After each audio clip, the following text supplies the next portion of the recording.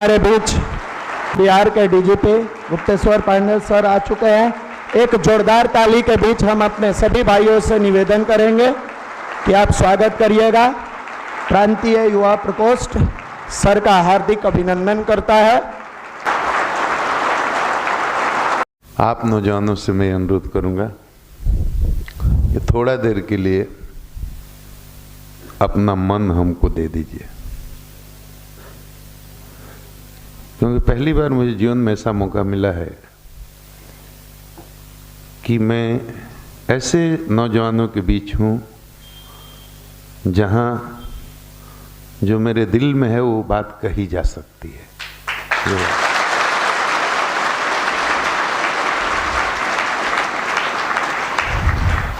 आपका जैसा मनीष जी ने बताया, व्यक्तित्व निर्माण की कार्यशाला भी हुई, personality development.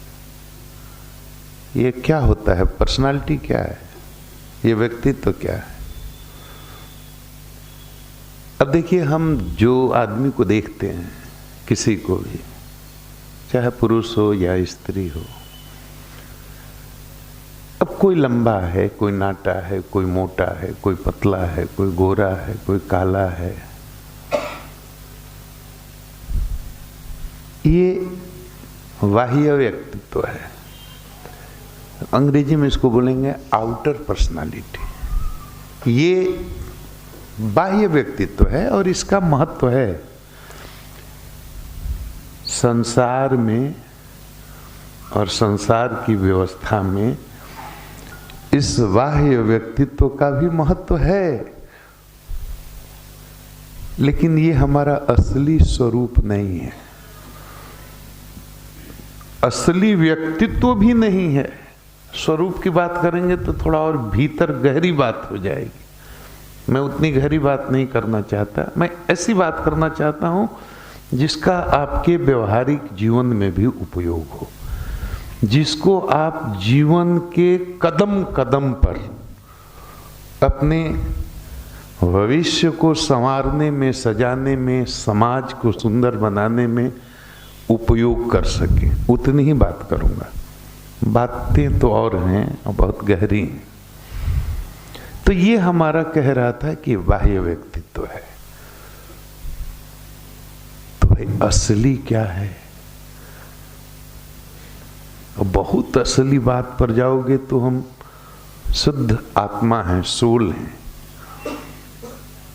We are part of the same supreme soul, ईश्वर के अंश। तुलसीदास जी ने रामचरितमानस में लिखा, ईश्वर अंश जीव माने आत्मा, अविनाशी, सहज, अमल, चेतन, सुखराशि। इतने विशेषण हैं, जीव के विशेषण हैं ये। हम ईश्वर के अंश हैं, तो ईश्वर में जो गुण हैं वो हम में भी होने चाहिए। सोना 1 क्विंटल का हो या 1 तोला हो, क्वांटिटिव अंतर हो सकता है, मात्रा का अंतर हो सकता है, क्वालिटेटिव अंतर तो नहीं होगा, गुणात्मक अंतर तो नहीं होगा। चीनी 1 बोरा हो या 1 चम्मच हो, मात्रा का अंतर हो सकता है, गुण का अंतर तो नहीं होगा, स्वाद का अंतर तो नहीं होगा। जो बोरे की चीनी में स्वाद है वही स्वाद 1 चम्मच चीनी में भी होगा, होना चाहिए। लॉजिक तो यही कहता है। तो ईश्वर क्या है? ईश्वर के हम अंश हैं, तो ईश्वर चेतन है, सहज है, अमल माने विकार रहित है, और सुखराशि आनंद का स्वरूप है। केवल आनंद है वहां। ये स्वरूप है आत्मा का, ईश्वर का। और हम कहते हैं कि हम सोल हैं। हमें तो कुछ नहीं दिखता भाई, हमें तो विकार ही विकार दिखता है। काम है, क्रोध है, ईर्ष्या है, लोभ है, मद है, अज्ञान,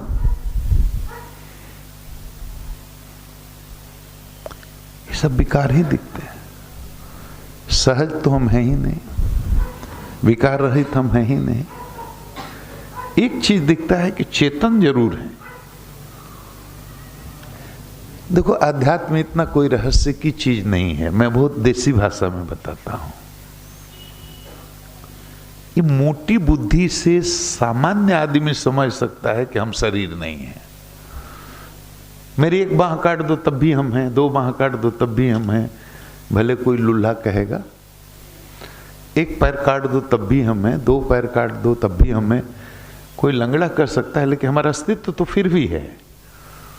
एक कान काट दो तब भी हम हैं, दोनों कान काट लो तब भी हम हैं, एक आंख फोड़ दो तब भी हम हैं, दोनों आंख फोड़ दो तब भी हम हैं। तो इतना तो समझ में आता है कि हम पैर नहीं हैं, क्योंकि पैर नहीं है तब भी हम हैं। हम हाथ नहीं है, क्योंकि हाथ नहीं है तब भी हम हैं। हम आंख भी नहीं है, क्योंकि आंख फोड़ दो तब भी हम हैं। लेकिन पैर भी ना काटो, हाथ भी ना काटो, आंख भी ना फोड़ो, सब अंग ऐसे ही है। उसमें से कोई एक चीज निकल जाती है तो हम नहीं हैं। ये शरीर मिट्टी का हो जाता है, इसको दफनाना पड़ता है या जलाना पड़ता है। सब तो है, वो आंख भी है, कान भी है। लेकिन जैसे वो चीज निकलती है ना, ये आंख काम करना बंद कर देती है, कान अपना काम करना बंद कर देता है। जो पांचों हमारी ज्ञानेंद्रियां हैं और कर्मेंद्रियां हैं, सब काम करना बंद कर देती है। वो कौन सी चीज है जिसके चलते आंख देख रही है, जिसके चलते ये कान सुन रहा है, जिसके चलते त्वचा को स्पर्श का अनुभव होता है? तो ये क्या चीज है? तो हम शरीर तो है नहीं, हम शरीर से इतर ही कुछ है। और जहां से ये सोच शुरू होती है, उस चीज की खोज शुरू होती है। हम कौन हैं, यहीं से दर्शन की शुरुआत होती है, और यहीं से आध्यात्म की शुरुआत होती है। और आध्यात्म कुछ नहीं, हम जो हैं, ये जो दिख रहा है, ये हमारा आउटर पर्सनालिटी है। इनर पर्सनालिटी क्या है? अब आत्मा अंतिम लेयर है, वहां छोड़ दो। ये हमने कपड़े पहने हैं तो कपड़े पहले बनियान भी पहना होगा, गंजी बनियान ये सब पहना होगा शरीर के ऊपर, फिर पैंट पहना, फिर शर्ट पहना, फिर जैकेट पहना, फिर ऊपर से ये कोट डाल लिया। उसी तरह से हर आत्मा के ऊपर आवरण है अंतःकरण चतुष्टय का।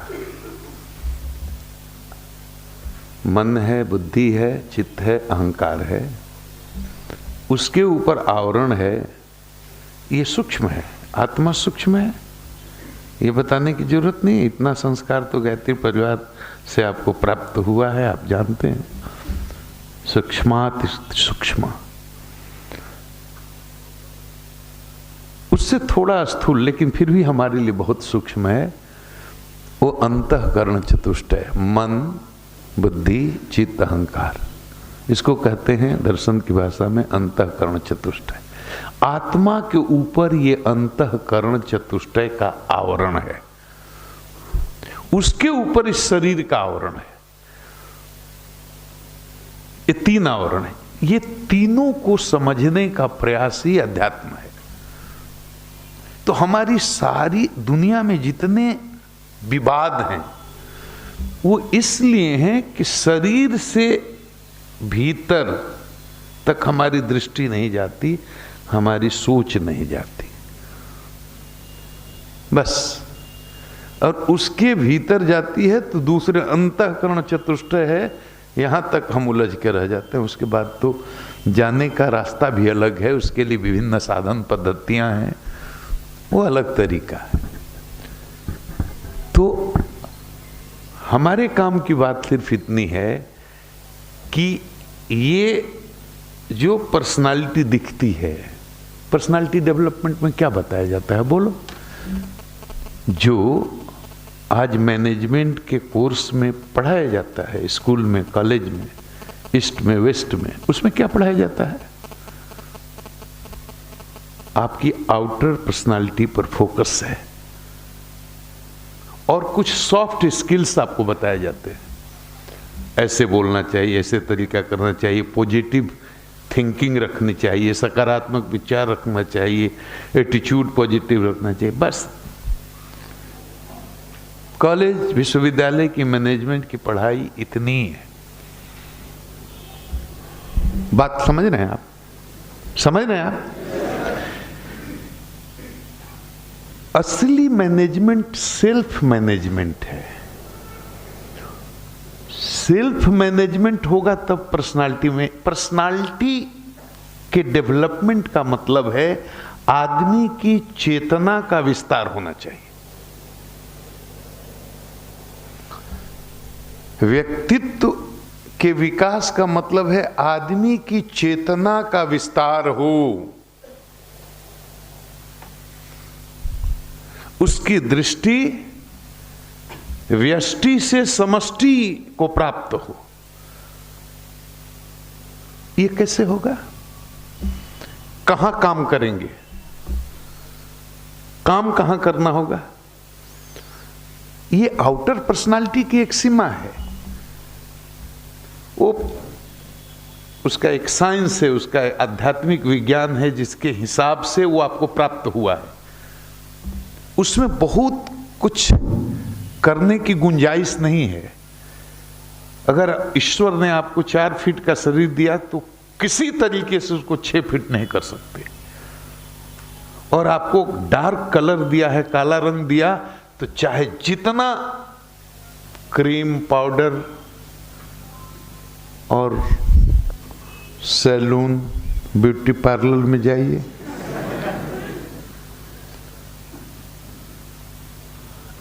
अफ्रीकन कभी ब्रिटिशर की तरह हो जाएगा। लेकिन दुनिया का व्यापार कैसे चल रहा है? एक एक आइटम का फेयर एंड लवली लगाओ और सारे दाग मिटाओ।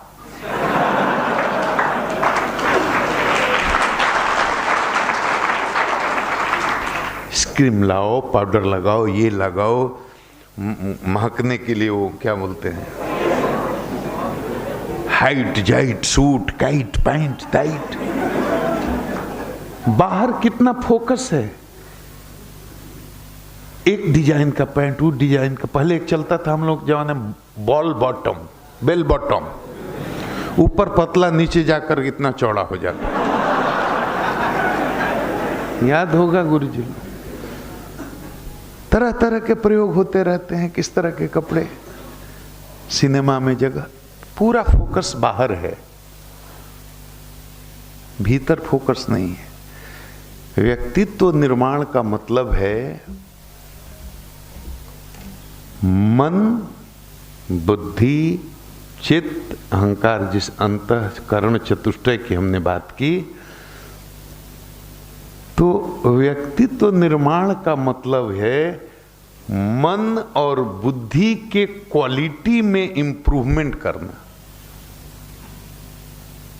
अब देखो, पहले तो समझ लो ना बीमारी क्या है, दवा तो उसके बाद होगी।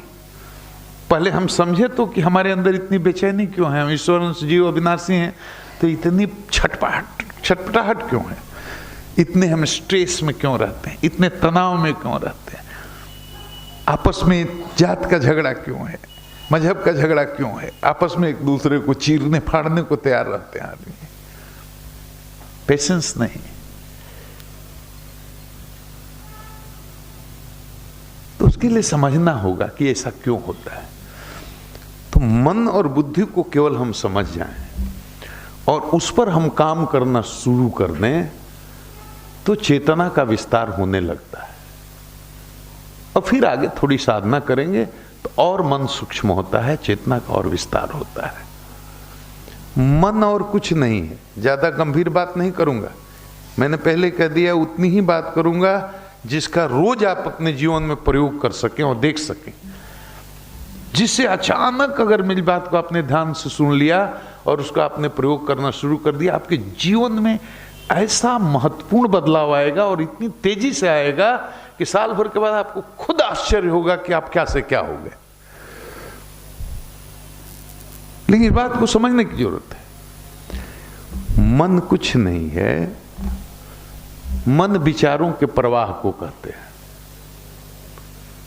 विचारों का निरंतर प्रवाह चलता रहता है। जैसे आप यहां बैठे हैं शरीर से, ये ठीक है। अब बताइए किसी की मां हॉस्पिटल में भर्ती हो, उसके हार्ट का ऑपरेशन आज रात में 10 बजे होना हो, और किसी कारणवश किसी परिस्थिति बस यहां बैठा हो, वो मेरी बात को ध्यान से सुन सकता है। किसी के घर में और कोई ऐसी बात हो, उसका शरीर यहां रहेगा, मन यहां नहीं रहेगा। मन विचारों के प्रवाह को कहते हैं, और ये मन है ना, हमेशा रैम्बल करता रहता है। वरीज ऑफ द पास्ट, या तो भूत की चिंता करेगा या भविष्य की कल्पना करेगा। ये वर्तमान में ठहरता ही नहीं है। इसको ठहराने की कला जो सीख गया आदमी, उसे कहते हैं कॉन्सेंट्रेशन, और उसको कहते हैं ध्यान। कॉन्सेंट्रेशन और डीप कॉन्सेंट्रेशन हो गया तो ध्यान हो गया, और डीप ध्यान हो गया तो समाधि हो गई। कॉन्सेंट्रेशन ही डीप हो गया तो मेडिटेशन हो गया, और मेडिटेशन की गहरी अवस्था का नाम ही समाधि है। ऐसा कोई अजूबा चीज नहीं है ये। तो मन विचारों के प्रवाह को कहते हैं। विचार आते रहते हैं, आते रहते हैं, आते रहते हैं, आते रहते हैं, आते रहते हैं। अब देखो, बड़ा भयानक है, इसमें बड़ी ताकत है, बड़ा फोर्स है। इसको आप मित्र बना सकते हैं, शत्रु बना करके इसका आप इससे जीत नहीं सकते। गीता में अर्जुन ने भगवान से संवाद किया, और भगवान ने कहा, मयि मन आधस्व मयि बुद्धि निवेशय। और भगवान ने जब मन को समर्पण करने के लिए कहा, मन दे दो, मन को रोक लो, तो अर्जुन जैसा ऊंचे दर्जे का साधक ये कह रहा है कि हवा को बोलिए तो मैं रोक सकता हूं। सोचो, हवा को रोकना आसान है क्या? अर्जुन कहता है मैं हवा को रोक सकता हूं, यह काम मेरे लिए आसान है। मन को काबू में करना ये मेरे बस की बात नहीं। अब समझिए, दुर्योधन को समझाया गया,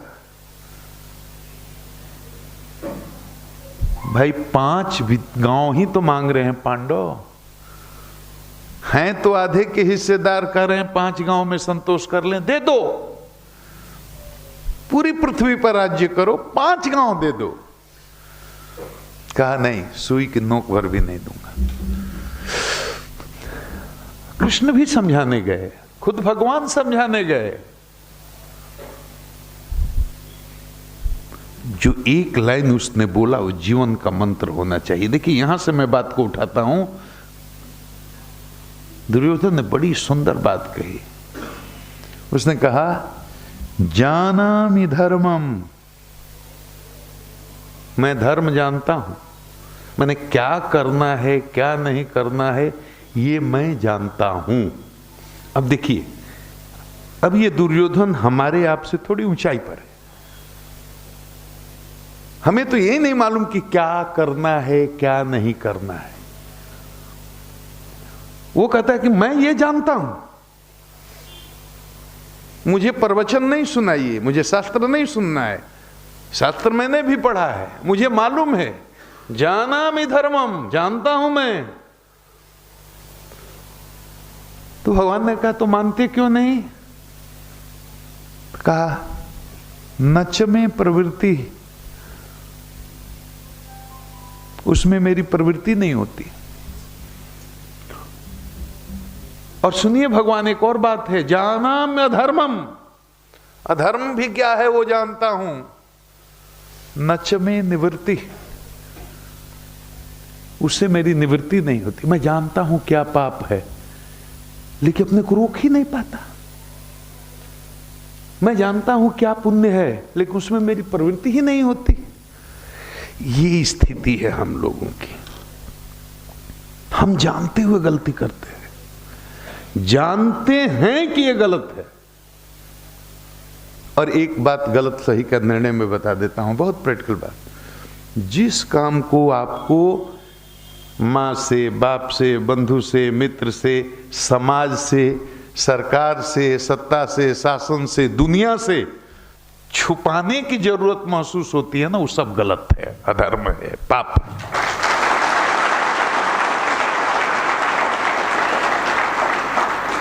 कोई भी काम करते हो ये मन में डर रहता है ना कि कोई दूसरा ना जाने तो समझो कि गलत कर रहे हो। और कोई दूसरी परिभाषा की जरूरत ही नहीं है, कोई शास्त्र पढ़ने की जरूरत ही नहीं है। जिस काम को किसी से छुपाने की जरूरत पड़े और भय हो कि दूसरा कोई जान न ले, समझो कि गलती हो रही। दुर्योधन ने भी कहा कि ना ना ना ना, सुनिए, हमको प्रवचन मत दीजिए, क्या करना चाहिए क्या नहीं करना चाहिए, पांडवों को दे देना चाहिए, भाई हैं तो आधे के हिस्सेदार हैं, उचित यही है, धर्म यही कहता है, आधा दे दो, ये सब हमको प्रवचन की जरूरत नहीं है। हमारी समस्या का निदान करो, मेरा जो प्रॉब्लम है उसका, मेरी जो समस्या है उसका समाधान करो। भगवान पूछा कि क्या समस्या है? कहता है कि जाना धर्मम नच में प्रवृत्ति, मुझे मालूम है कि ये गलत है फिर भी मैं कर देता हूं। और जाना में अधर्मम, ये जानता हूं कि पाप है फिर भी मैं कर देता हूं। अजाना में धर्मम नच में निवृत्ति, अच्छा काम यही करना चाहिए, धर्म का पथ यही है, लेकिन उधर जाने का मन ही नहीं करता। अब देखो, ये विचारों का प्रवाह ऐसे चलता है, तो मन में हर तरह के विचार आते हैं, अच्छे भी आते हैं, खराब भी आते हैं। सतोगुणी, उसको दर्शन की भाषा में कहते हैं रजोगुणी विचार, तमोगुणी विचार, सतोगुणी विचार। ये विचारों का प्रवाह चलता रहता है, आंधी की तरह चलता रहता है। अब ये इतना खतरनाक है, ये मन ऐसे है ना जैसे चौड़ी सड़क पर, हाईवे पर 100 की स्पीड में बिना ब्रेक की कार चल रही हो। अब बताओ, सामने से अगर दूसरी कोई कार आ जाए और गाड़ी में ब्रेक ना हो, क्या होगा बोलो आप? मन ऐसे ही है, बिना ब्रेक की कार की तरह, स्पीड इसकी रुकती नहीं है, चलती रहती है। तो ईश्वर ने हमारे अंदर एक दूसरा यंत्र फिट कर दिया, ये उस यंत्र का नाम है बुद्धि। क्या नाम है? ये इंस्ट्रूमेंट फिट इसलिए किया कि मन को ये गवर्न करेगा। किस लिए किया? ये मन को गवर्न करेगा, मन को नियंत्रित करने के लिए एक दूसरा मशीन भीतर फिट किया जिसका नाम बुद्धि है। मन हमारे इंद्रियों को गवर्न करता है, हमारी इंद्रियों को आदेश देता है। मन जो आदेश देता है, इंद्रियां उसका केवल पालन करती हैं। बात समझ रहे? आप यहां क्यों आ गए? देखो, कोई कर्म कैसे संपादित होता है? पहले बीज रूप से विचार आते हैं, अनुकूल परिस्थितियां बनती हैं तो विचार संकल्प में बदलता है, और जब संकल्प में बदलता है तो आपके इंद्रियों को आदेश करता है। फिर बाह्य जगत में दृश्य कर्म के रूप में उसकी अभिव्यक्ति होती है। जैसे आपका मन किया यहां चलने का, आने का, कि आज वहां चलना है, डीजीपी साहब आ रहे हैं,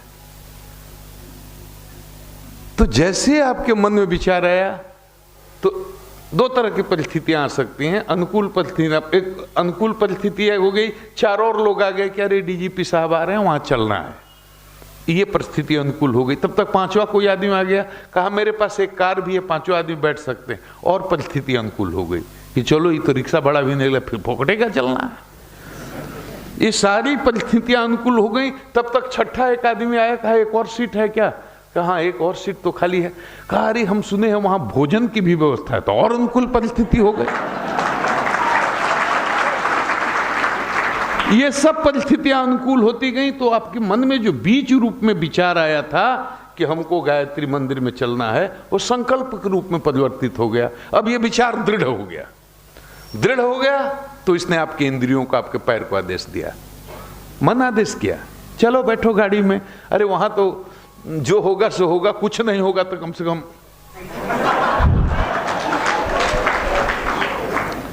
ऐसे कर्मों का संपादन आता है, आप समझ गए। लेकिन अगर प्रतिकूल परिस्थिति आ गई तो विचार आया चलना है, और तब तक तुरंत सूचना आ गई आपका भाई बीमार है हॉस्पिटल में, उसको हार्ट अटैक हुआ। ये परिस्थिति प्रतिकूल हो गई, विचार आया चलने का, लेकिन ये संकल्प में नहीं बदलेगा और कर्म के रूप में अभिव्यक्त नहीं होगा। अब आप जाइएगा हॉस्पिटल, आप बात समझ रहे हैं?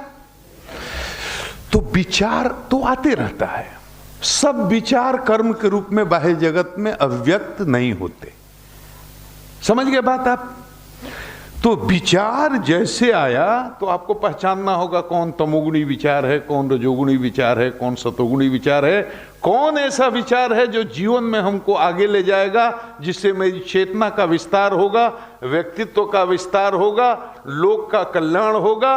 उस विचार को संकल्प के रूप में बदलना है।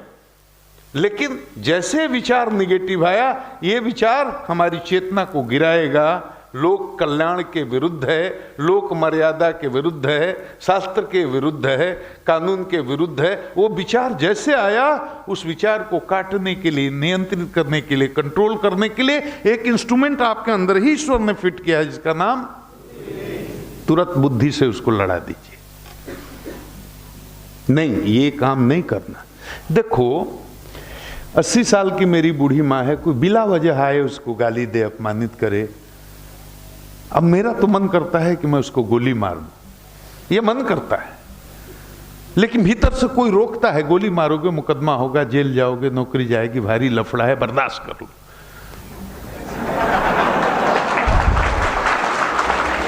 अच्छा एक बात बताओ, सब मेरे भाई बेटे की तरह हो, अगर यहां तुम मेरा प्रवचन भाषण सुन रहे हो, अब बगल में पता चल जाए यहीं नीचे कि सलमान खान कटरीना कैफ आ गई है, समझो, विषय की गहराई को समझो, तुम्हारा मन यहां रहेगा? बोलो, मन कहां चला जाएगा? तुरंत कटरीना कैफ को देख ले, सेल्फी ले ले।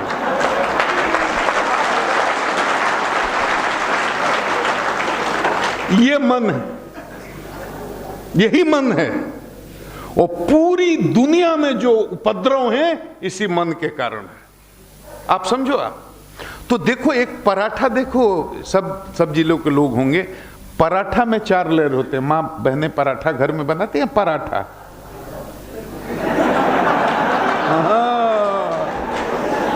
पराठा पर जीभ में पानी आ गया। इसके साथ हम राबड़ी रसमलाई जोड़ दें तो आधे लोगों को, लेकिन आप ये जान जाइए यहां पराठा राबड़ी खीर पूड़ी की कोई व्यवस्था नहीं है। पराठा में कितने लेयर होते हैं? बोलो बोलो, 4। अब देखो ऊपर वाला जो फर्स्ट लेयर है ना, ये बहुत दर्शन की गंभीर चीज को, शास्त्र की चीज को मैं एकदम देसी ठेठ समझने वाली भाषा में प्रैक्टिकल करके आपको बता रहा हूं, समझने के लिए, आसानी के लिए। ये पराठा का पहला लेयर मन है। तो मन में का चरित्र क्या है? डिजायर करना, अनंत इच्छाएं हैं इसमें, सारे हमारी इमोशंस को स्टोर करके यही रखता है। प्रेम है, घृणा है, नफरत है, सजन, अटैचमेंट। जिस बात पर दूसरे से आपको गोली चल सकती है, वही बात मुस्कुराते मुस्कुराते आप घर में सुन लेते हैं। इसमें से कोई शादीशुदा है क्या? वो मेरी बात अच्छी तरह समझेगा।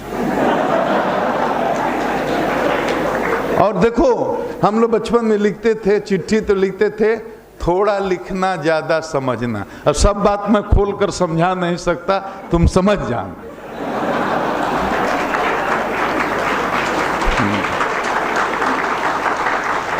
अरे कोई ऐसा मर्द है जिसको अपनी बीवी से झगड़ा नहीं हुआ हो, बताओ? ओ शादीशुदा हो, हाथ उठा रहा है कि हमको नहीं हुआ। देखो, मजाक मजाक में बहुत गहरी बातें कहता हूँ, चेतना को उठाने वाली बातें कहता हूँ। मैं आपके मन को बटोर रहा हूँ कि मेरी बात को सुनने में आपका इंटरेस्ट हो। अब हमने बोला कोई ऐसा मर्द है जिसको बीवी से झगड़ा नहीं हुआ, तो हाथ उठाते पीछे से हम हैं। तो तुमने मजाक में हाथ उठाया मेरे बेटे, तो मैं भी एक बात कहता हूँ, जिस मर्द को अपनी बीवी से झगड़ा नहीं कभी हुआ, वो मर्द है ही नहीं।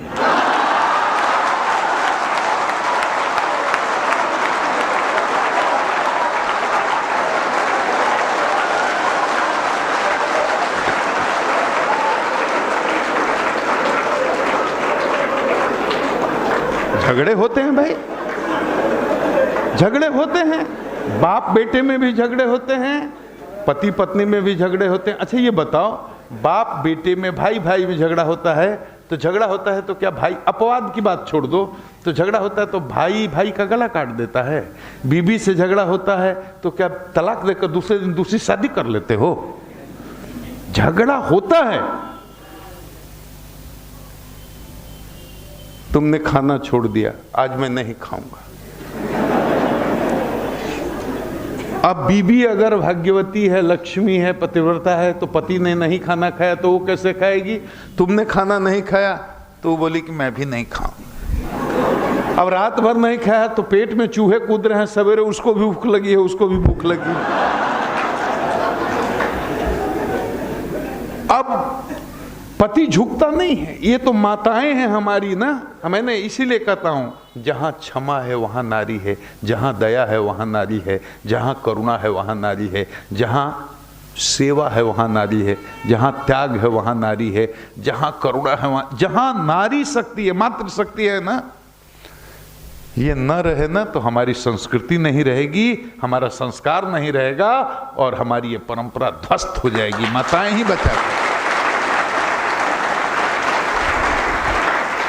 इन माताओं ने बचा करके रखा है धर्म को, संस्कृति को, संस्कार को सहेज कर रखा हुआ है।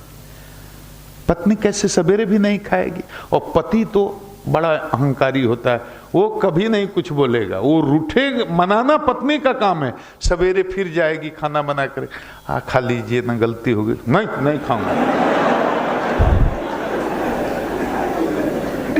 अब वो भी नहीं खाई दिन भर, लेकिन शाम तक तो प्राण उसका भी निकल रहा है, प्राण उसका भी निकल रहा है। अब शाम को पत्नी थोड़ा सा बोली, अच्छा ठीक है, कब तक नहीं खाइएगा देखते हैं। होशियार पत्नी रहेगी तो किचन में जाके 2 पराठा चबा लेगी। अब आप तो खाए नहीं है, अब वो अब देख रहे हैं कि कितना दिन भीतर जाके अपना कुछ कर रही है। अब शाम होते होते तो आपके प्राण निकलने लगे भाई। अब आप सोच रहे हैं कि एक बार और आके बोले,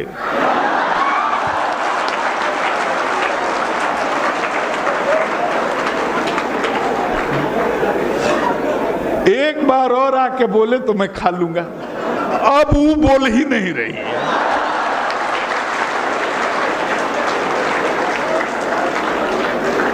अब उसका ध्यान, वो आपके कमरे में आ भी नहीं रहे, उसका ध्यान आकृष्ट करने के लिए आप खूब खांस रहे हैं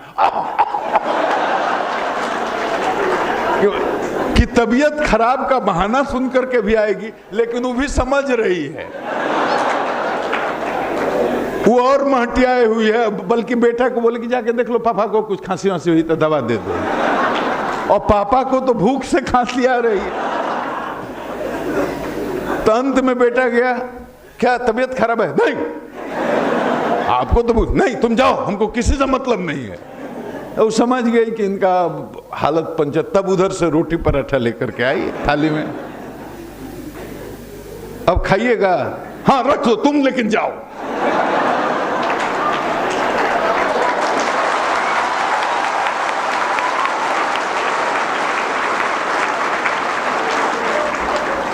अब किसी से कहना मत, ये मैं अपनी ही कहानी सुना रहा था।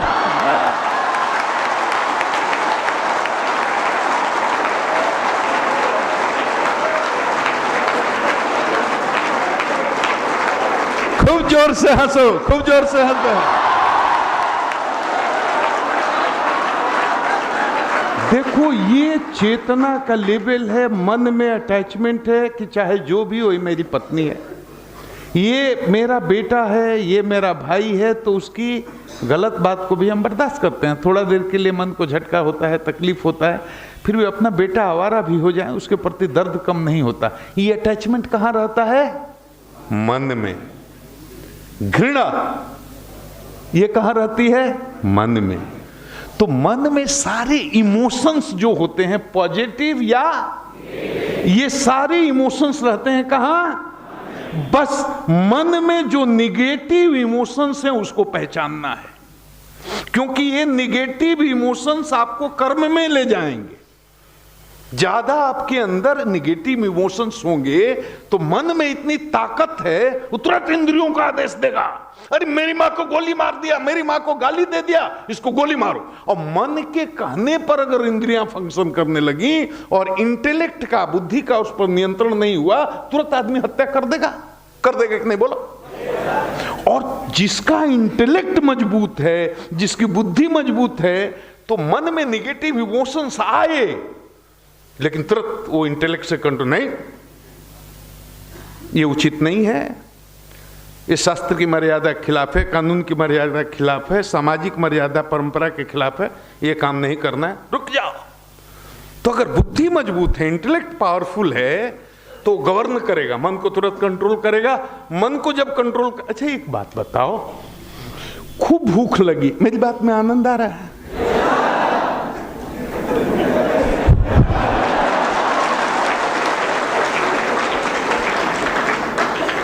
अच्छा, खूब भूख लगी है आपको, प्राण जा रहा है, 4 दिन से भूखे हैं, और सामने अचानक कोई राबड़ी, मलाई, रसगुल्ला ले आके रख दे। जैसे रखेगा, मन तुरंत इंद्रियों का आदेश देता है, टूट पड़ो। ये सही बात है कि नहीं? बोलो। अच्छा, अभी हम बोलें कि नीचे राबड़ी पूड़ी का इंतजाम है, कैसा लगेगा? मन तुरंत इंद्रियों का आदेश देगा कि टूट पड़ो, 4 दिन से भूखे हो, खाओ। और इंद्रिया मैंने हमारे हाथ एकदम तुरंत भूखे शेर की तरह, तुरंत कोई बोला, कान में आके धीरे से बोल दे, अरे इसमें जहर मिलाया हुआ है।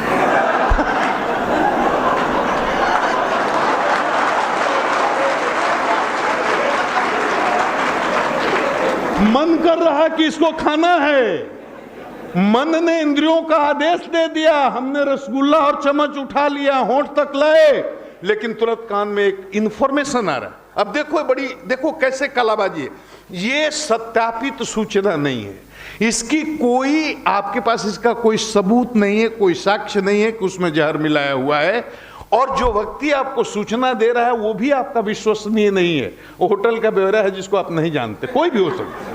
लेकिन जैसे वो बोलता है कि हुजूर मत खाइए, इसमें जहर है और खाते ही मर जाइएगा, जैसे ये सूचना आती है, इंटेलेक्ट, बुद्धि खट से डिसीजन लेती है, और वो सूचना तुरंत ईगो, अहंकार जो है ना, वहां तुरंत ये ट्रांसमिट करती है, और तुरंत आई एम अंडर थ्रेट, ये ईगो है, अपने अस्तित्व का बोध होना, my life is under threat. तुरंत अहंकार ने कहा है तुम्हारे जीवन को खतरा है, बुद्धि ने कहा है रुक जाओ, मन ने कहा इंद्रियों का है नीचे रख प्लेट, रख रख रख रख रख।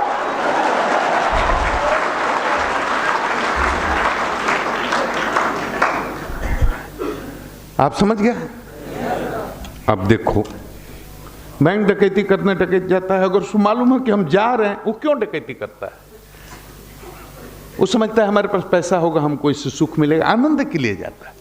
आप जो काम करते हैं, चोरी करते हैं, डकैती करते हैं, लूट करते हैं, हत्या करते हैं, अच्छा काम, बुरा काम, पढ़ते हैं, जो भी करते हैं, आपको तलाश एक ही चीज की है, तलाश एक चीज की है, आनंद की। लेकिन परसेप्शन गलत है, आपको लगता है कि ज्यादा पैसा होगा तो आनंद आएगा, ज्यादा पावर हो जाएगा तो आनंद हो जाएगा। बहुत आदमी जो शादीशुदा नहीं, सोचता है कि शादी होगा तो बहुत आनंद आएगा, और शादी होने के बाद बीवी अगर लक्ष्मीबाई मिल गई तो जैसे हमारी पत्नी रोज हमको बहुत आनंद देती है।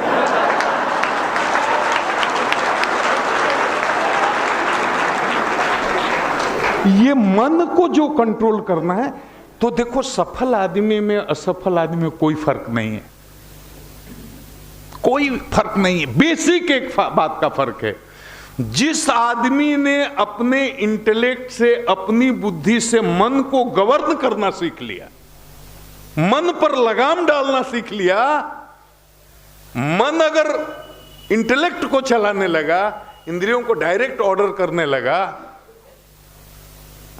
अच्छा देखो, यहां खूब कोठी बंगला घर अटारी बिजनेस व्यवसाय सब है, आप लंदन में रहो, यहां मैनेजर बना के जाओ, कभी भेंट मुलाकात बातचीत आना जाना आपका नहीं रहो, तो असली मालिक वो बन जाएगा कि नहीं? आइएगा 10 साल के बाद कहेगा कि आपका परिचय।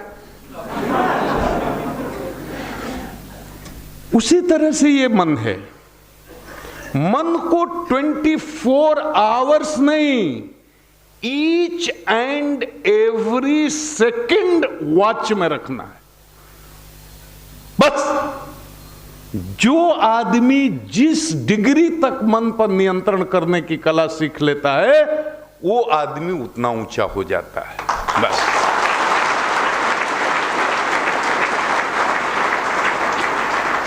यही बात है। ये देखो, मैं जीवन के प्रैक्टिकल अनुभव से बात समझाता हूं आध्यात्म की, क्योंकि उतना दर्शन में जाऊंगा तो आप समझ नहीं, आपकी रुचि भी नहीं है, इसलिए मैं हंसाते हंसते। अब एक बात मैं बोल के जाता हूं, तुम सोचना, बोल दूं क्या? 10 मिनट और सुन सकते हो? एक IAS बनने में, IPS बनने में कितना मेहनत है बताओ? 25 साल अपनी जिंदगी के लगा दिए, रात दिन तक पढ़ता है आदमी, और 20-20 लाख लोग बैठते हैं, 100-50 कोई होता है, बहुत कोशिश करके नहीं होता है। 20 लाख में से अगर 100 आदमी होता है IAS, 100 आदमी IPS, तो कितनी कठिन परीक्षा है। मैं आपको बताऊं, दुनिया में किसी ब्यूरोक्रेसी में प्रवेश करने के लिए इतनी कठिन परीक्षा कहीं नहीं। यूरोप में, अफ्रीका में, एशिया में, ऑस्ट्रेलिया में, दुनिया में ब्यूरोक्रेसी में एंट्री के लिए इतनी कठिन परीक्षा नहीं है। आप जान जाइए कितनी असंभव चीज है। और 25 साल मेहनत करके वो IAS बना, जिला में कलेक्टर हुआ, 5 साल की नौकरी नहीं हुई। हम अपने जिले की बात कर रहे हैं, बक्सर जिले की, और कलेक्टर वीडियो बना करके कि जीवन से हताश हूं, निराश हूं, और जाकर ट्रेन में गर्दन देकर कट करके आत्महत्या कर लेता है। क्यों? पर्सनालिटी से मैंने बात शुरू की थी। देखो, इंटेलिजेंस तो बहुत उसके पास है, थ्रू वेरियस सोर्सेज आप इंटेलिजेंट हैं, तब ना आपने इतनी कठिन परीक्षा प्राप्त करी, लेकिन आपका इंटेलेक्ट बहुत कमजोर है। इंटेलिजेंस है, सूचनाएं, इंफॉर्मेशन आपके पास है, आप हिंदी जानते हैं, अंग्रेजी जानते हैं, जिस विषय से आपने प्रतियोगिता परीक्षा में भाग लिया उस विषय को भी जानते हैं, वो सब इंटेलिजेंस की कोई कमी नहीं है, लेकिन आपके व्यक्तित्व का संतुलन, संतुलित विकास नहीं हुआ है। आपका इंटेलेक्ट बहुत कमजोर है, आप स्ट्रेस को मैनेज करना नहीं जानते हैं लाइफ में। और सबसे बड़ी चीज बेटों और बेटियों ये सुन लो, सबसे महत्वपूर्ण लाइफ में स्ट्रेस मैनेजमेंट है, कि प्रतिकूल परिस्थितियों में भी हम अपने अंदर निगेटिविटी नहीं आने दें।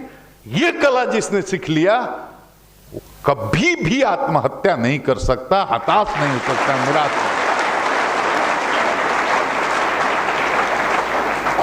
नहीं। तो बड़े बड़े नामी इंजीनियर आत्महत्या कर लेते हैं, डॉक्टर्स आत्महत्या कर लेते हैं, IAS, IPI, एक यहां पटना का IAS ऑफिसर उत्तर प्रदेश में चीफ सेक्रेटरी रैंक में 3 साल पहले, हमारा मित्र, हमारा बैचमेट, केरला काडर का, नाम रखना अच्छा नहीं लगता, यहां पटना पाटलिपुत्रा कराने वाला, केरला काडर था, बाद में उत्तर प्रदेश हो गया था, पत्नी भी IFS में है, और उसने 3 साल पहले खुद आत्महत्या कर ली, चीफ सेक्रेटरी रैंक का ऑफिस। तो सोचिए ये क्यों होता है? क्योंकि जीवन में सत्संग की कमी आ गई, सकारात्मक विचार की कमी आ गई, मन के स्तर पर सब कोई जी रहा है, और मन के स्तर पर बड़ी झंझट है, इतने तनाव है, इतने विवाद हैं, खाली स्नो पाउडर करके, कंघी झे करके और लड़की पर सीटी मारते हुए चल रहे हैं 15-16 साल के लड़के। ये हीरोइन खाना, गांजा खाना, शराबबंदी की बात मनीष जी कर रहे थे, आनंद मनीष जी। देखो, शराब, स्मैक, हीरोइन, गांजा, भांग, चरस, अफीम, कोई भी सिंथेटिक ड्रग। अब मैं कहीं ये नहीं बताता हूं कि इसके सेवन करने से आपके स्वास्थ्य की हानि होगी, संपत्ति की हानि होगी, पारिवारिक जीवन बिखर जाएगा, प्रतिष्ठा की हानि होगी। इतनी बात तो सबको पता है, अनपढ़ को भी, पढ़े लिखे को भी। अब मैं जो बात बताना चाहता हूं वो आपको बता सकता हूं, आप समझ सकते हैं कि दो जो सटल मशीन, सूक्ष्म मशीन हमारे अंदर फिट है, एक का नाम मन, एक का नाम बुद्धि। ठीक है, मन का काम, सारे इमोशंस के लेयर इस मन में रहते हैं, और पॉजिटिव चाहे नेगेटिव। अब मन का सबसे बड़ा फंक्शन है डिजायर करना, ये चाहिए, ये चाहिए, ये चाहिए, ये चाहिए, ये चाहिए, ये चाहिए, ये चाहिए, ये चाहिए। साइकिल से अब कार चाहिए, कार से अब हवाई जहाज चाहिए, हवाई जहाज से हेलीकॉप्टर चाहिए, बहुत तरह के। मन का काम है अनंत इच्छाएं, एक इच्छा पूरी हुई, दूसरी, दूसरी, तीसरी, तीसरी, चौथी, इसका कोई अंत ही नहीं है। ये मन का चरित्र ही है, मन का कैरेक्टर ही है, मन का गुण ही है। इंटेलेक्ट का काम है रीजन करना, डिसीजन, जजमेंट करना और डिसीजन लेना, ये बुद्धि का काम है। मन का समझ में गया ना? बुद्धि का काम है तौल करके डिसीजन लेना, निर्णय लेना। माने बुद्धि मन के ऊपर ब्रेक है, इतना बात समझ गया? आप बताओ, अगर ब्रेक गाड़ी में फेल हो तब? गाड़ी में ब्रेक ही नहीं है तब भी खत्म, और गाड़ी में ब्रेक है, अब ब्रेक अगर फेल है तो हम लोगों को अपने इस इंटेलेक्ट को तेल पानी दे करके एकदम फिट रखना है। और सत्संग, यहाँ मंदिर में आना, लोगों के साथ बैठना, आपस में विचार करना, पूजा करना, साधना करना, और कुछ नहीं है, ब्रेक में तेल पानी देने की तरह है।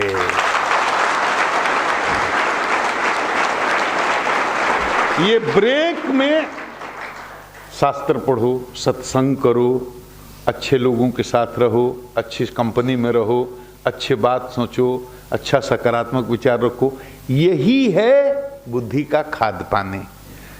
अगर आजकल इंटरनेट का जमाना है, इंटरनेट पर 14-15 साल के बच्चे पोर्न साइट देख रहे हैं।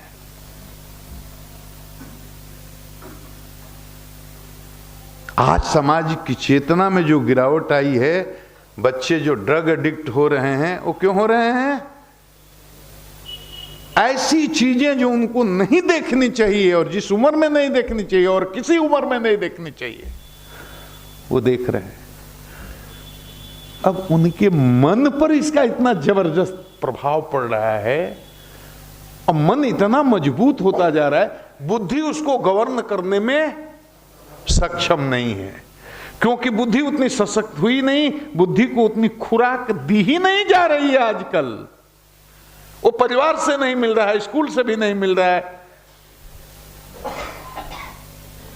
शास्त्र कोई पढ़ नहीं रहा, सत्संग कोई कर नहीं रहा, ध्यान कोई कर नहीं रहा, तो ब्रेक फेल है।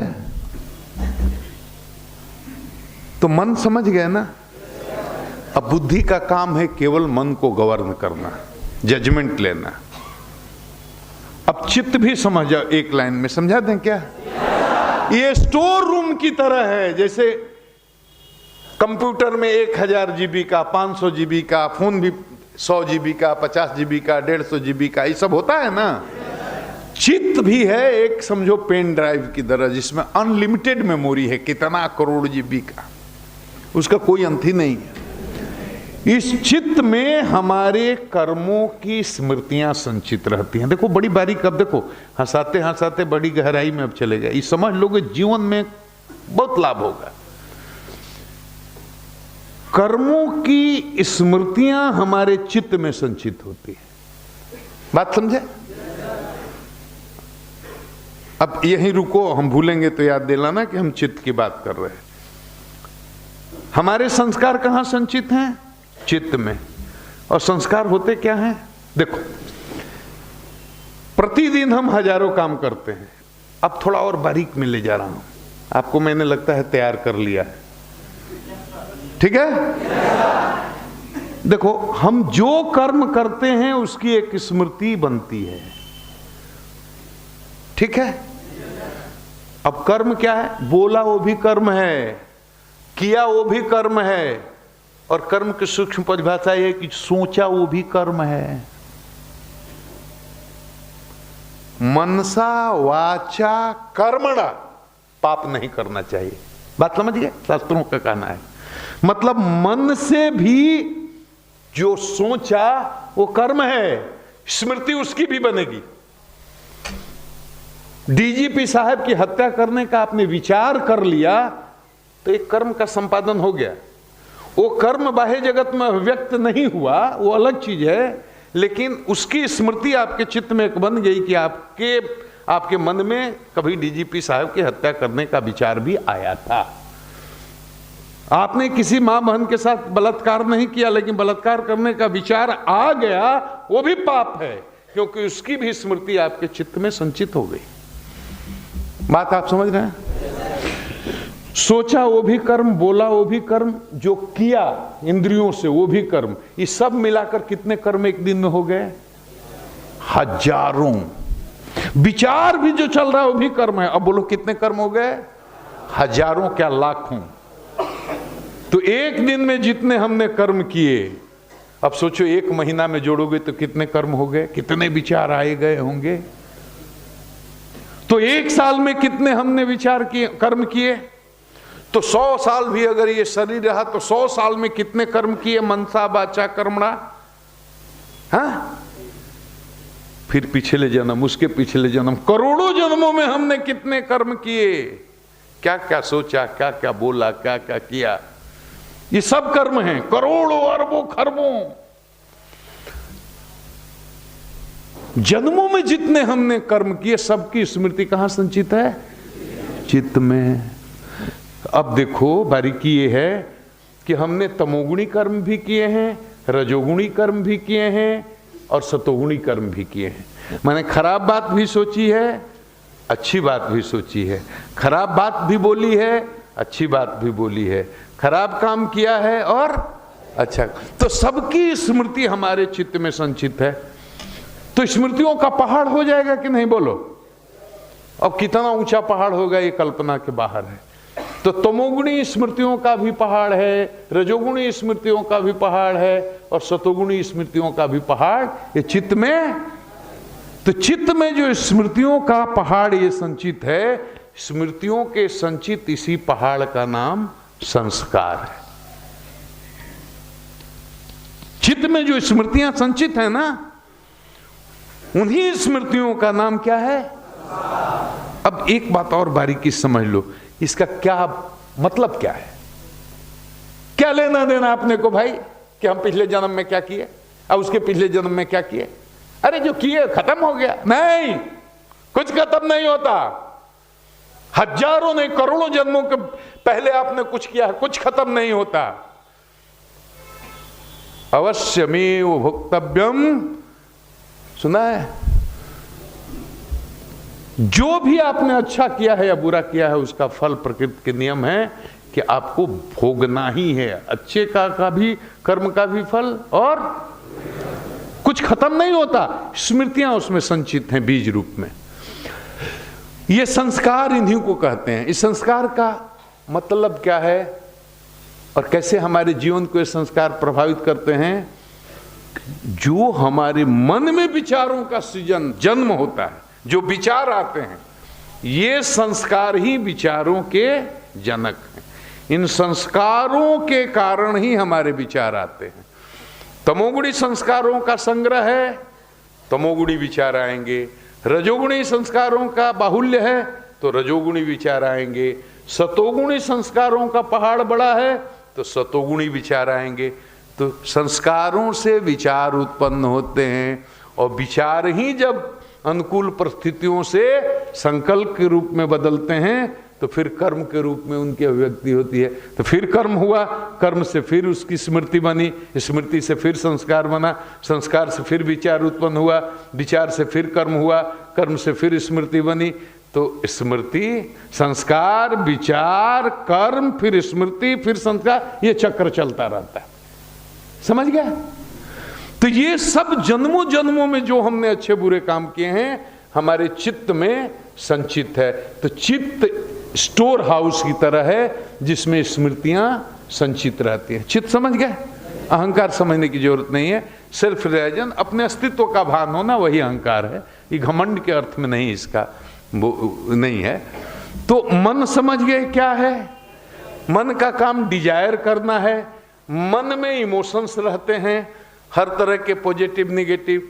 बुद्धि एक ऐसा टूल है जिससे मन को नियंत्रित किया जाता है, और मन को नियंत्रित करने का टूल बुद्धि है। और जो हम कर्म करते हैं उसकी स्मृति चित्त में संचित होती है। तो चित्त आप समझ गए? तो व्यक्तित्व जब कहते हैं कि हमको पर्सनालिटी डेवलप करना है, उसका मतलब ये हुआ कि जो आदमी जिस हद तक, जितना डिग्री तक मन पर नियंत्रण रखने में सक्षम है, बुद्धि से निर्णय लेता है, वो आदमी उतना ही बड़ा है। समझिए? यही कला सीखनी है, सिर्फ इतनी ही कला सीखनी है जीवन में बस। और मन जो करेगा वो नहीं कर सकते। दूसरी की बीवी अच्छी लगती है तो आपकी बीवी नहीं हो सकती। प्रैक्टिकल बात में समझने की कोशिश करो। करोड़पति को देख करके लगता है कि पूरा ये धन हमको हो जाए। किसी को बंगले में देखते हो तो समझ हमारा हो जाए। किसी को मर्सिडीज पे चढ़ते देखते हो तो लगता है कि हमारा हो जाए। नहीं, अपने अपने कर्म के फल को सब लोग भोग रहे हैं। बात को समझने की जरूरत है। मन को कभी निगेटिव विचार की तरफ लेते जाना ही नहीं है, हमेशा सकारात्मक दिशा में रखना है। और ऐसे सत्संग का, ऐसे जगह पाने का यही लाभ है कि बार बार अगर इसको, मन को बार बार रोज समय मिले तो रोज सत्संग करना चाहिए, साथ चिंतन करना चाहिए, अच्छे लोगों के साथ बैठना चाहिए। क्योंकि मन को थोड़ा अगर छूट दिए आप, शराबी कोई कैसे बनता है? मैं ड्रग की बात कर रहा था। शरीर की हानि, स्वास्थ्य की हानि, अरे छोड़ो ना, प्रतिष्ठा की हानि, ये तो सबको पता है। सबसे बड़ी हानि है नशा का सेवन करने का, शराब का सेवन करने का। कि हमारे अंदर जो सूक्ष्म मशीन है जिसका नाम इंटेलेक्ट है, जिसका नाम बुद्धि है, इस बुद्धि को धीरे धीरे कुंठित करता है नशा, अंत में भ्रष्ट करता है और बिल्कुल खत्म कर देता है। मतलब बुद्धि को खत्म कर देगा, विवेक को भ्रष्ट कर देगा, इंटेलेक्ट खत्म। और इंटेलेक्ट जैसे खत्म हुआ तो आदमी और पशु में क्या फर्क है? पागल और सामान्य आदमी में क्या फर्क है? उसको भी 2 हाथ है, 2 पैर हैं, 2 आंखें हैं, 2 कान है, देखने में तो जब तक बात नहीं करेगा नॉर्मल लगेगा। लेकिन एक चीज उसकी, एक फैकल्टी ने काम करना बंद कर दिया, बुद्धि ने, तो आदमी वो आदमी है क्या? वो तो छलांग लगा सकता है, ट्रेन के आगे आ जाएगा, छत से कूद जाएगा, आग में कूद सकता है, उसके हाथ में चाकू हो, पत्नी का गला काट सकता है, बेटे का गला काट सकता है, आपका गला काट सकता है, अपना भी गला काट सकता है। कोई फर्क नहीं है। सिर्फ एक फैकल्टी ने काम करना बंद कर दिया है। एक स्क्रू ढीला हो गया, आदमी जानवर की तरह हो गया। और जानवर और आदमी में यही फर्क है। 2-3 तरह के लिविंग क्रिएचर्स हैं इस दुनिया में, प्लांट, एनिमल और मनुष्य। आहार, निद्रा, भय, मैथुन सब में समान है। भोजन पशु पक्षी कीड़े मकोड़े को भी चाहिए, हमको भी चाहिए, कोई फर्क नहीं है। भोजन के प्रकार में फर्क हो सकता है। निद्रा, पशु वृक्ष भी सोते हैं, आपने विज्ञान में पढ़ा होगा। पशु पक्षी चिड़िया भी घोंसले में अपने हिसाब से सोते हैं, सोने का तरीका अलग हो सकता है। तो आहार, निद्रा, भय प्राणों का चींटी को लेकर के और मनुष्य तक सबको समान रूप से मृत्यु का भय सब में व्यक्त है। बिच्छू, मच्छर भी नहीं मरना चाहेगा। आहार, निद्रा, भय सब में समान रूप से। मैथुन माने संतान उत्पन्न करना, कीड़े मकोड़े, जानवर, पशु, मनुष्य सब उत्पन्न करते हैं। तो आहार, निद्रा, भय, मैथुन सब में समान रूप से है। मनुष्य सबसे श्रेष्ठ क्यों है? क्योंकि एक चीज 84 लाख योनियों में सिर्फ एक चीज वो मनुष्य के पास है, जिसका नाम है विवेक, बुद्धि, इंटेलेक्ट। पशु पक्षियों में भी है, लेकिन बड़ी सीमित मात्रा में। अपने प्राणों की रक्षा का यत्न कर सकता है, पुत्र माने संतान उत्पन्न कर सकता है, और अपने भोजन की व्यवस्था के लिए कोशिश कर सकता है। इसके बियॉन्ड नहीं, इससे ज्यादा वो बुद्धि नहीं है। लेकिन हमारे पास ऐसा इंस्ट्रूमेंट है, ऐसा टूल है कि इस बुद्धि को सही रखें, तेल पानी दे करके ठीक से रखें। इस बुद्धि को सूक्ष्म करने का अभ्यास साधना से किया जाता है, मेडिटेशन से किया जाता है। विभिन्न पद्धतियां हैं। गायत्री परिवार भी को समझना हो तो इस बात को समझना हो, उसी में मेडिटेशन साधना है। तो ये है पर्सनालिटी डेवलपमेंट का मतलब ये हुआ। शराब पीने से मैं बोल रहा, शराब पीने से ये बुद्धि ही नष्ट हो जाती है। बुद्धि नष्ट हो गया तो आदमी का जीवन पशुवत हो गया। इसलिए शराब या नशा का सेवन करना अपनी जिंदगानी को, अपने इस जीवन को बर्बाद करना, ये बात समझे। ये बात में इसलिए मेरे हृदय के बहुत करीब है विषय, इसीलिए मैं कोशिश करता हूँ। अब गायत्री के बारे में एक ऐसी बात मैं बताता हूँ जो गायत्री परिवार में आपको नहीं बताई होगी, गई होगी। वो आपके स्तर की चीज भी नहीं है, लेकिन मैं एक संकेत कर देता हूँ।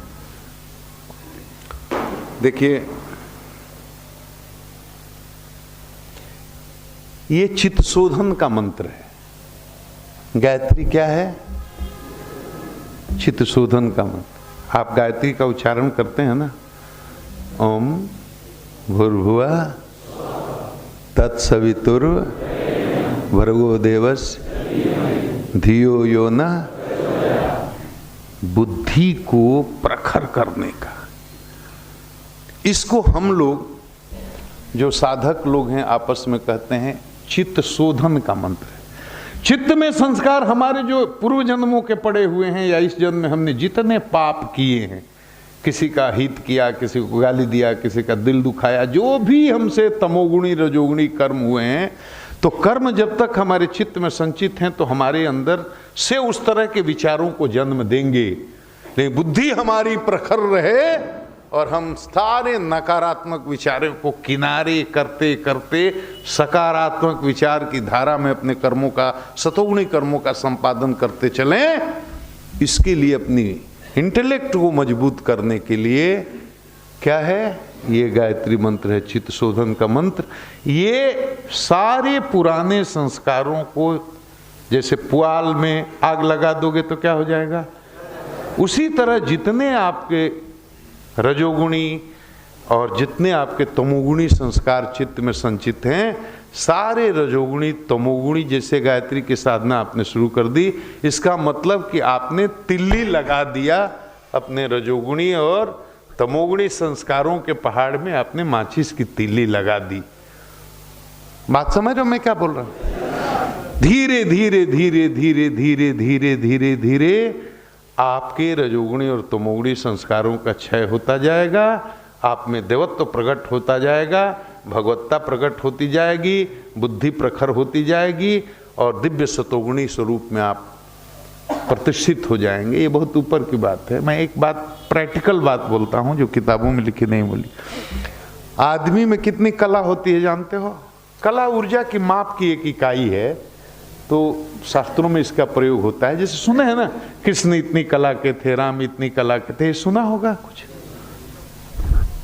ये कुछ भारी हो रहा है क्या? तो जैसे आदमी में 3.5 कला, आप समझ रहे हैं? 3.5 कला का पूर्ण मनुष्य होता है, मतलब इससे ज्यादा नहीं। अब क्या है कि 3.5 कला का जो आदमी होगा, अब उसमें देश के, दुनिया के जितने बड़े बड़े महापुरुष हुए हैं, जो भौतिक जगत में बहुत सफल, चाहे वो साइंटिस्ट रहे हों, वैज्ञानिक रहे हों, राजनेता रहे हों, ये आध्यात्मिक संतों की बात नहीं कर रहा हूं मैं, जो भौतिक जगत में ऊंची भौतिक बहुत ऊंची ऊंचाई पर उपलब्धि उन्होंने प्राप्त की हो, वो सब इसी 3.5 कला के अंदर हैं। बात समझ में आई? उससे कम कला होगी तो थोड़ा और मंद बुद्धि होगी, उससे कम 3 कला से नीचे आदमी होगा तो विकलांग हो जाएगा, फिर स्वस्थ मनुष्य नहीं होगा। 3.25 कला होगा, बहुत विकलांग लोग पैदा होते हैं ना, तो 3.25 कला का होगा तो विकलांग होगा, उससे नीचे हो जाएगा तो वृक्ष में, पशु में, पक्षी में, पत्थर में। आप समझ रहे हैं ना? 3.5 कला होना जरूरी है। गायत्री की 1.25 करोड़ की साधना उसके पद्धत से अगर कोई करे नियमानुसार, तो आदमी में 1 कला विकसित होती है। आप बात समझ रहे हैं? 3 कला से 3.5 कला के अंदर ही हम सब हैं।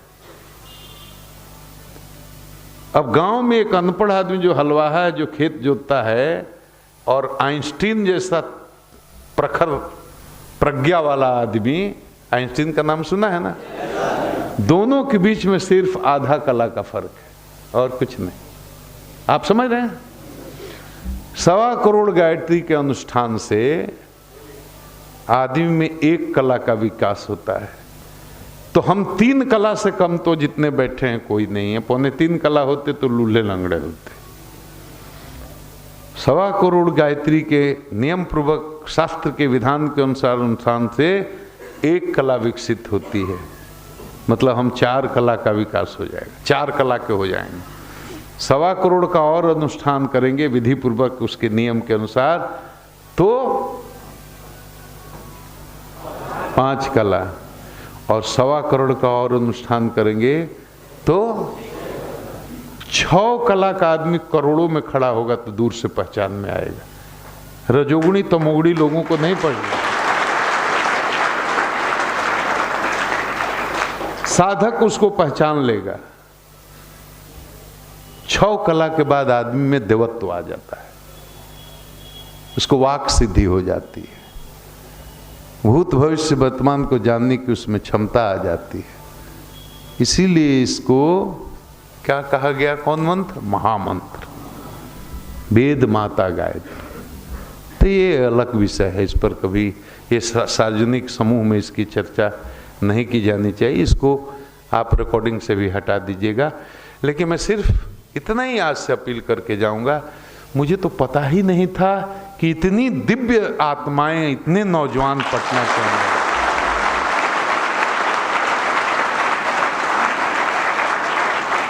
मुझे तो ये लगता है कि हमने जरूर अपने पूर्व जन्म में कुछ न कुछ, इस जन्म में तो कोई अच्छा काम नहीं किया, एक ही इस जन्म में अच्छा काम किया है कि बीबी की 1000 गालियों के बाद मैंने उसको जवाब नहीं दिया है। मातृशक्ति का यही सम्मान मैंने किया है। ये भी पुण्य ही होगा। मैं विनोद में कह रहा था, लेकिन मैं एक गंभीर बात कह रहा हूं कि मैं जरूर पूर्व जन्म के कुछ संचित पुण्य ही होंगे कि आप जैसे दिव्य नौजवानों से मेरी आज मुलाकात हुई है। और मैं आशावादी हूं, कभी हताश नहीं होता।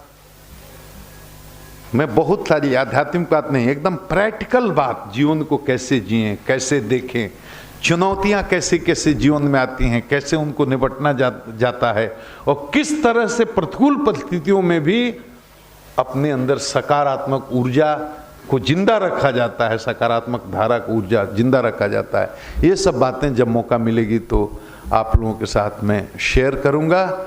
और मुझे तो आज इतनी खुशी हो रही है और मेरी उम्मीद इतनी बढ़ गई है, इतने दिव्य नौजवान अगर हमारे साथ हों तो पटना का पूरे बिहार को बदला जा सकता है, पूरे बिहार को बदला जा सकता। मनीष जी को मैं प्रणाम करता हूं, आप सभी आपके अंदर स्थित उस ब्रह्म को, परमपिता परमेश्वर को प्रणाम करता हूं। और मैं ये वादा करता हूं कि जब आप खोजेंगे समय निकाल करके मैं आप लोगों को भी चाहता रहूँगा। मेरा आप सबों को बहुत बहुत धन्यवाद।